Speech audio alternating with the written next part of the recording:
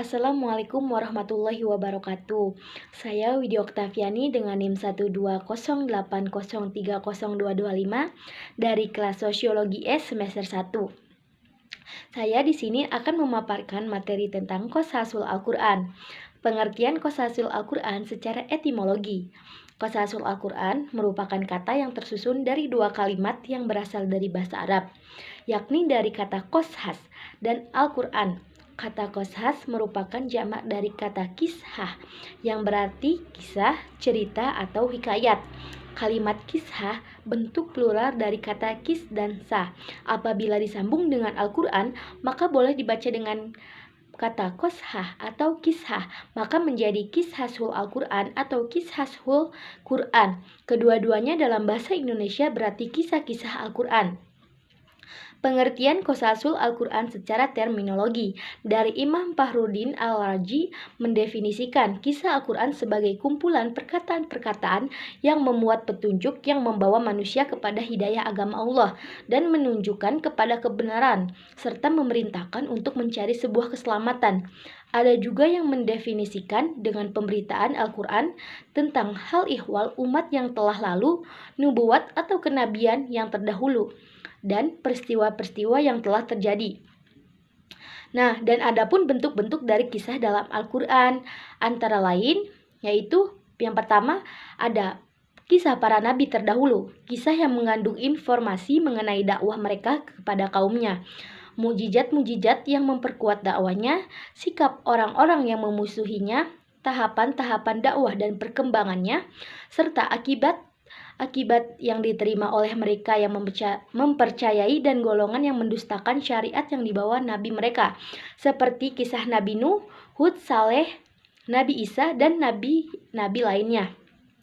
Yang kedua, kisah-kisah yang menyangkut pribadi-pribadi yang bukan termasuk nabi dan golongan-golongan dengan kejadian yang dinukil oleh Allah untuk dijadikan pelajaran, seperti kisah Maryam, Dzulqarnain, Luqmanul Hakim, dan Ashabul Kahfi. Yang ketiga, kisah yang menyangkut peristiwa-peristiwa yang terjadi pada masa Rasulullah, seperti Perang Badar, Perang Uhud, Ahzab, dan Perang Bani Nazir. Nah, adapun contoh dari Qosasul Al-Qur'an antara lain dari kisah Nabi Nuh, Nabi Ibrahim, Nabi Musa, Nabi Harun, Nabi Isa, Nabi Muhammad, dan nabi-nabi serta rasul lainnya.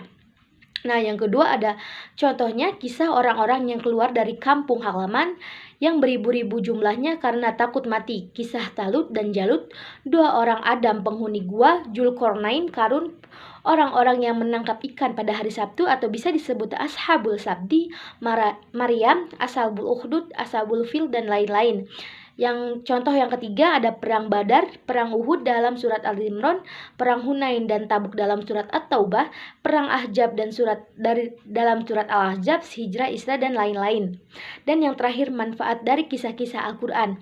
Antara lain, yang satu menjelaskan asas-asas dakwah menuju Allah dan menjelaskan pokok-pokok syariat yang dibawa oleh para nabi Allah untuk umatnya.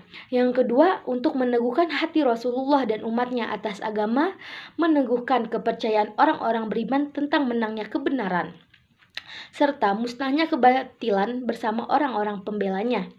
Yang manfaat yang ketiga, membenarkan para nabi, menghidupkan kenangan terhadap mereka, serta mengabadikan jejak dan peninggalannya. Yang keempat, menampakkan kebenaran Nabi Muhammad SAW dalam dakwanya dengan apa yang diberitakan tentang informasi orang-orang terdahulu di sepanjang kurun dan generasi.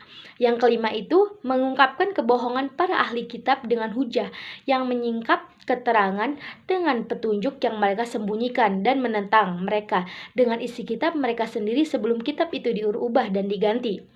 Yang keenam, kisah dapat menarik perhatian para pendengar dan memantapkan pesan-pesan yang terkandung di dalamnya ke dalam jiwa manusia. Nah, sekian yang bisa saya paparkan tentang materi Qosasul Al-Qur'an. Mohon maaf bila ada kesalahan dan terima kasih. Wassalamualaikum warahmatullahi wabarakatuh.